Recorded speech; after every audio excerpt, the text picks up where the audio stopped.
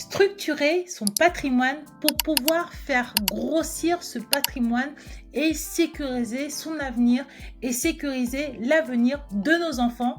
C'est la thématique que je te propose d'aborder aujourd'hui. Et oui, aujourd'hui, on va parler de structurer son patrimoine à la fois sur le plan personnel, si on est juste salarié, et aussi sur le plan professionnel, si on est salarié ou entrepreneur.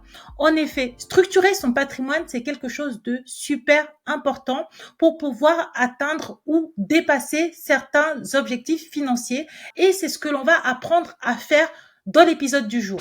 En tant que femme ambitieuse avec des responsabilités et occupée, tu peux vouloir bâtir un avenir solide pour toi et ta famille, mais il est très facile de se laisser absorber par les tâches quotidiennes et de réaliser les actions ou de faire des tâches de manière automatique, sans stratégie, ce qui nous empêche d'optimiser et de structurer notre patrimoine. Or, en faisant les bons choix et en mettant en place les bonnes solutions, on peut améliorer la gestion de ses finances au quotidien et surtout dépasser les objectifs financiers que l'on s'était fixé à l'origine. Dans l'épisode du jour, dans une première partie, nous allons voir ce que ça veut dire qu'apprendre à structurer son patrimoine. Dans une seconde partie, nous allons voir quels sont les bénéfices que tu pourrais avoir à structurer ton patrimoine personnel et professionnel. Et les bénéfices, bien évidemment, te concernent toi, mais aussi ta famille. Et dans une troisième partie, nous allons apprendre à mettre en place des stratégies qui fonctionnent. J'espère que ce programme te tente. Taram tam, so let's go! Que signifie structurer son patrimoine? Structurer son patrimoine, c'est organiser et optimiser l'intégralité de nos actifs. Nos actifs peuvent être immobiliers, financiers ou bien professionnels. Si tu es entrepreneur et que tu as une société qui gagne de l'argent, voire beaucoup d'argent, eh bien, c'est un actif très intéressant. Quand on apprend à structurer son patrimoine, on apprend à organiser ces différents actifs afin qu'ils puissent travailler tous ensemble pour pouvoir te permettre d'atteindre, voire de dépasser certains objectifs financiers. Si maintenant on entre dans le détail et qu'on décide de rentrer dans les éléments que l'on va structurer, optimiser, eh bien, on va parler de ton patrimoine personnel. Cela comprend tes livrets, les épargnes, les investissements, l'immobilier privé que tu possèdes à titre personnel en ton nom propre. Mais cela veut aussi dire optimiser ton patrimoine professionnel. Cela comprend ton entreprise, ta trésorerie, ton fonds de commerce, tes outils de travail et même parfois les locaux professionnels que tu pourrais posséder. Donc, ça concerne vraiment l'optimisation de l'intégralité de ces éléments-là pour pouvoir en faire un ensemble cohérent, pertinent et optimisé, bien évidemment. Et là, je vais te donner un exemple concret. Imaginons, tu es propriétaire d'une entreprise et cette entreprise a une trésorerie en excédent de, je sais pas, 200 000 euros. Si jamais cette somme est sur ton compte courant professionnel, eh bien, figure-toi que cette somme ne produit rien. Alors que si jamais tu décidais de la structurer, de l'optimiser, eh bien, tu pourrais faire des investissements immobiliers à titre professionnel ou bien des placements financiers et en fait, cet argent pourrait te rapporter de l'argent et pourrait t'aider à faire grossir ton patrimoine. Par ailleurs, si jamais l'objectif est de faire grossir ton patrimoine, tu pourrais aussi utiliser ces éléments d'optimisation pour pouvoir faire baisser ta fiscalité parce que, bien évidemment, si jamais les montants financiers grossissent, eh bien, tu peux te retrouver dans une situation de difficulté financière et tu auras besoin d'optimiser ta fiscalité pour tout simplement payer un petit peu moins d'impôts. Alors, quels sont les bénéfices à optimiser son patrimoine? Eh bien, le bénéfice numéro 1, c'est de pouvoir développer ton patrimoine, être tout simplement beaucoup plus riche et avoir beaucoup plus de biens immobiliers, de biens financiers, bref, d'avoir un patrimoine plus important pour toi, pour que tu puisses en jouir, mais aussi à laisser à tes héritiers.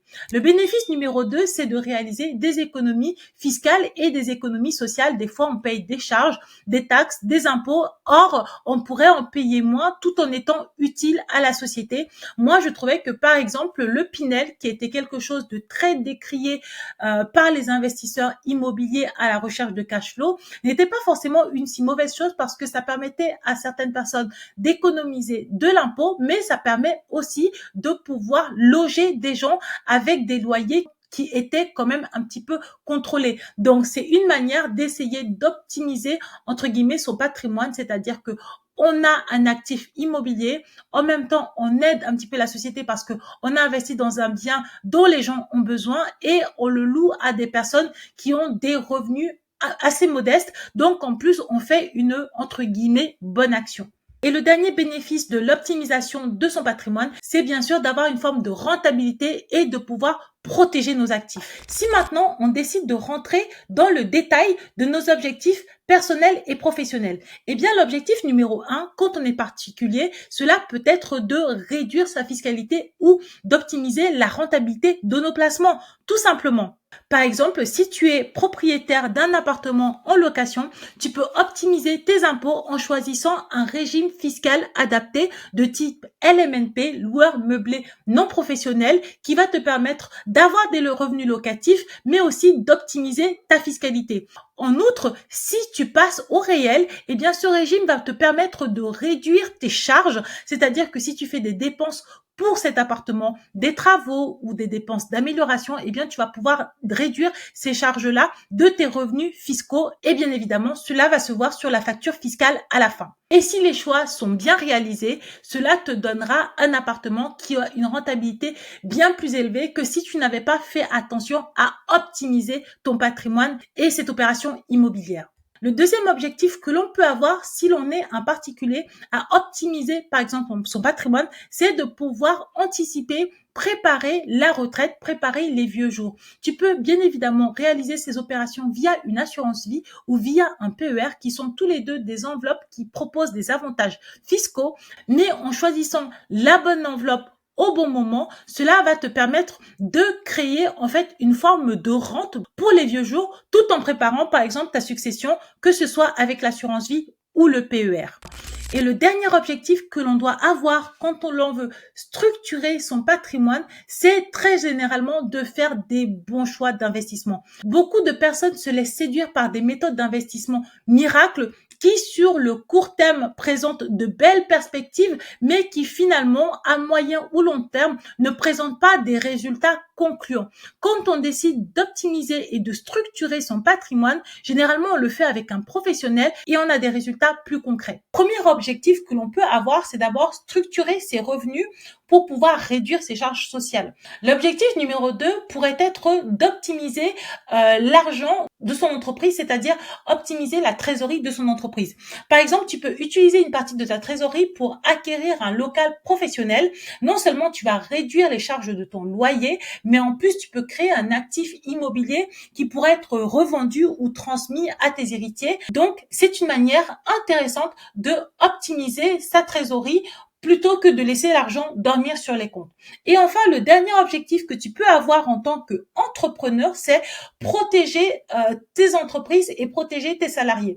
Cela veut, par exemple, dire souscrire à des assurances ou à des contrats de prévoyance adaptés, donc responsabilité civile et professionnelle, prévoyance ou assurance invalidité pour toi et tes salariés. Cela te permet de garantir la continuité de ton activité en cas de coup dur.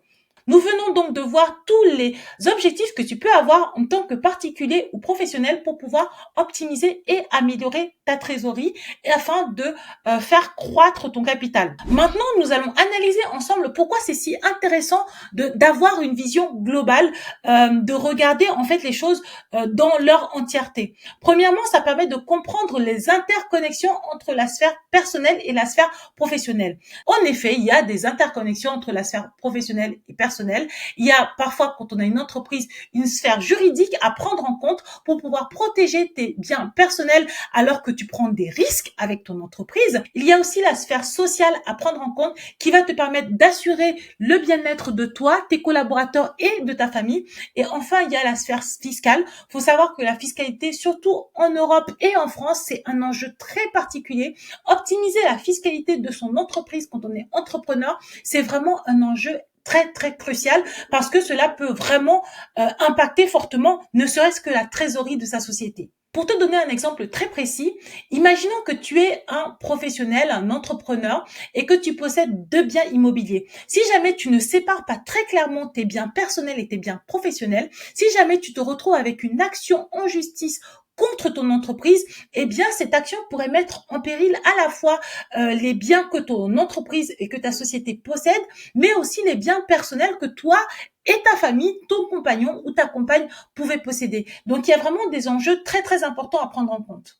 Conclusion, avoir une SCI ou une holding peut te protéger de ce type de risque, mais pour avoir une SCI et une holding, il faut quand même avoir réfléchi à structurer son patrimoine personnel et professionnel pour pouvoir atteindre ce type d'objectif, séparer très clairement sur l'aspect financier, le personnel de l'entreprise. Une fois que l'on a dit ça, maintenant on va analyser comment structurer son patrimoine en quelques étapes.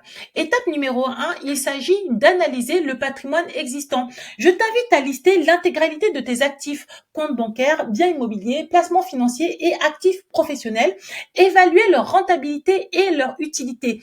Il s'agit de faire un exercice pour évidemment se débarrasser de tous les actifs qui ne sont pas rentables ou qui nous font perdre inutilement de l'argent. Ensuite, on va identifier les risques potentiels, les emprunts que l'on a mal négociés ou les actifs qui ne sont pas protégés. À titre d'exemple, moi j'ai une cliente qui a découvert qu'elle payait par exemple une assurance d'emprunt 3 fois plus cher. Eh bien ça, c'est un contrat que l'on peut renégocier ou alors que l'on peut aller changer en allant à la concurrence. Cela permet d'optimiser ses choix financiers et pouvoir faire des choix plus intelligents. Une fois que l'on a listé l'intégralité des éléments composant notre patrimoine, on va mettre en place une stratégie sur mesure. Il faut identifier les objectifs prioritaires qui sont par exemple sécuriser ta famille, préparer ta retraite et enfin investir. Et une fois que l'on a identifié ces objectifs prioritaires, on va mettre en place les optimisations possibles. Cela veut dire peut-être aller voir un fiscaliste pour réduire ses impôts. Cela veut dire rééquilibrer les placements via un conseiller en gestion du patrimoine indépendant ou même tout seul si on a les compétences. Par exemple, un entrepreneur qui décide de transformer une partie de sa trésorerie excédentaire en dividende pour pouvoir acheter un appartement et le mettre en location. Cela peut être une manière d'optimiser ses finances. Il y en a plein d'autres, bien évidemment. Et la dernière partie de ce plan, c'est qu'une fois que l'on a mis en place une stratégie, eh bien, il faut la suivre. Cela veut dire travailler avec des professionnels, des fiscalistes, comme je dis tout à l'heure, avocats fiscalistes ou des gestionnaires de patrimoine, ou alors toute autre personne qui est expert sur la thématique ou sur l'investissement dans lequel on veut se lancer. Et le dernier point, c'est qu'il ne faut jamais oublier de réévaluer régulièrement la stratégie que l'on a choisie parce que les choses peuvent changer avec le temps. Par exemple, mettre en place un suivi annuel peut te permettre de réallouer certains investissements, de faire des changements plus adaptés à la conjoncture ou au changement de la vie. Mais alors, quels sont les bénéfices concrets pour toi et ta famille de structurer ton patrimoine et de suivre la stratégie que je t'ai donnée? Premièrement, tu auras une sécurité financière sur le court, moyen et long terme. Cela va donc te permettre de protéger ta famille contre les imprévus parce que tu auras une assurance et tu auras un fonds d'urgence. Deuxièmement, cela va te permettre de préparer ta retraite de manière sereine. Par ailleurs, cela va aussi te permettre de développer de manière intelligente ton patrimoine. En effet, tu vas pouvoir exploiter de manière intelligente et pertinente toutes les opportunités qui vont se présenter à toi, que ce soit en immobilier, en bourse, même en crypto, parce que la crypto commence à prendre de plus en plus de place et tu vas pouvoir créer un héritage aligné avec tes valeurs.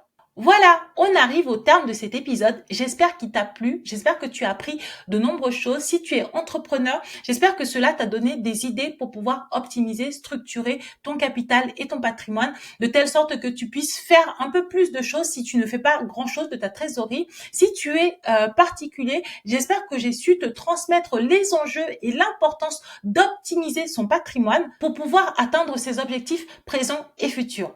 En attendant, si tu me découvres, je suis Vanessa Caraes, experte en finances personnelles et j'accompagne les femmes qui ne savent pas gérer leurs finances, qui ne connaissent pas la relation qu'elles entretiennent avec l'argent ou qui n'ont jamais investi ou qui ne savent pas comment investir.